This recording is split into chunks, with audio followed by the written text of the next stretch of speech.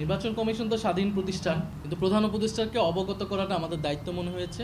উনি বলবেন এই বিষয়গুলো ওনারাও খতিয়ে দেখবেন এবং উনি পরবর্তীতে এটা জানাবেন আমাদেরকে, জনগণকে, যে এই বিষয়গুলোর সত্যতা কেমন, সরকারের করণীয় কি। বিশেষত আমরা গণভোটের কথাটা জোর দিয়ে বলেছি যে গণভোটে জাতীয় নাগরিক পার্টি কিন্তু সবচেয়ে বেশি ইফোর্ট দিয়ে হ্যাঁ পক্ষে প্রচারণা করতেছে, কিন্তু যখন এটার জন্য আমাদেরকে গণভোটের প্রচারণার জন্য শোকজ আসে, তাহলে সেই বিষয়টাকে সরকার আসলে কীভাবে, সরকারের সাথে তাহলে ইলেকশন কমিশন একটা প্রতিষ্ঠান সরকারের সাথে কিন্তু একটা সাংঘর্ষিক অবস্থানে যাচ্ছে।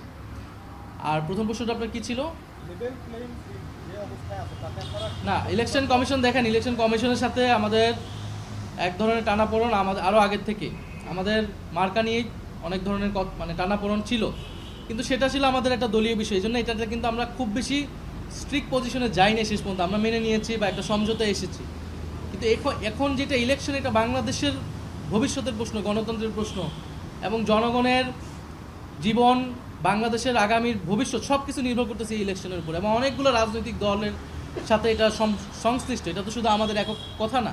ফলে ইলেকশন কমিশন যদি সবার আস্থা অর্জন করতে না পারে, তাহলে তো আমরা কিভাবে ইলেকশন কমিশন থেকে আশা করব। তবে আমরা আশা করতে চাই যে ইলেকশন কমিশন সুষ্ঠু নির্বাচন দিবে। কিন্তু গতকালকে যা ঘটছে, পুরো বাংলাদেশের মানুষ এটা দেখছে যে একটা ছাত্র সংগঠন সে গুন্ডা বাহিনীর মতো ইলেকশন কমিশনের সামনে যা বসে রয়েছে, তাদের সিনিয়র নেতৃবৃন্দ গিয়ে রায়ের আগে যে তাদের সাথে মিটিং করে তাদের পক্ষে রায় নিয়ে আসতেছে। তাহলে এটা কী বার্তা দিতেছে? এবং একটা সংবিধানের ভুল ব্যাখ্যা ইলেকশন কমিশন দিয়ে দিতেছে। ফলে এই ধরনের হঠকারী কাজ ইলেকশন কমিশন যাতে না করে, ইলেকশন কমিশন যদি মনে করে বাংলাদেশে একটাই দল আছে, তাহলে কিন্তু ইলেকশন কমিশন ভুল ভাবতেছে। বাংলাদেশে রাজনৈতিক দল অনেকগুলো রয়েছে, জোট রয়েছে, সবচেয়ে বড় গুরুত্বপূর্ণ বাংলাদেশের জনগণ এগুলো কিন্তু সব কিছুই দেখতেছে। ফলে আমরা কিন্তু মাঠে নামতে বাধ্য হব যদি ইলেকশন কমিশন এই আচরণগুলো আমাদের কাছে কন্টিনিউ করে।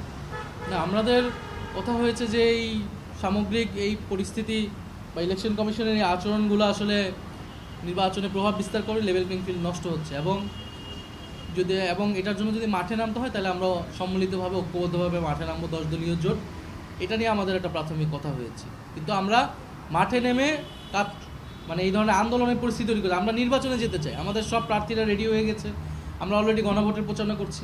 আমাদের কালকে হয়তো 300 আসনে একটা সমঝোতা পুরো পরিষ্কার হয়ে যাবে, উইথড্র করবে আমাদের সকলের প্রার্থী যারা। তো আমরা আসলে নির্বাচনের মাঠে যেতে চাই, কিন্তু আমাদেরকে যাতে আন্দোলনের মাঠে আনতে বাধ্য না করে নির্বাচন কমিশন।